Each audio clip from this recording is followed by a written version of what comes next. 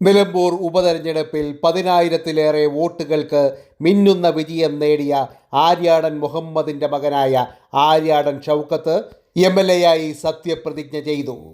കേരള നിയമസഭാ സമുച്ചയത്തിലെ ആർ ശങ്കരൻ നാരായണൻ തമ്പി ഹാളിൽ വച്ചായിരുന്നു സത്യപ്രതിജ്ഞാ ചടങ്ങ്.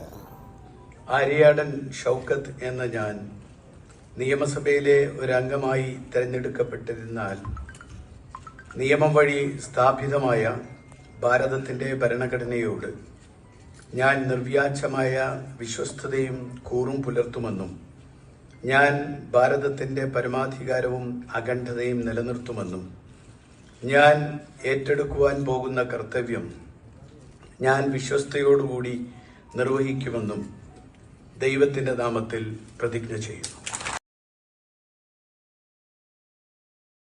തന്റെ വിജയം ജനങ്ങളുടെ കൂട്ടായ്മയുടെ വിജയമാണെന്ന് ആര്യാടൻ ഷൗക്കത്ത്. കഴിഞ്ഞ 9 വർഷമായി അവഗണന അനുഭവിക്കുന്ന നിലമ്പൂർ മണ്ഡലത്തിൽ ഇനി വികസനത്തിന്റെ കുതിപ്പുകളായിരിക്കുമെന്നും അദ്ദേഹം കൂട്ടിച്ചേർത്തു.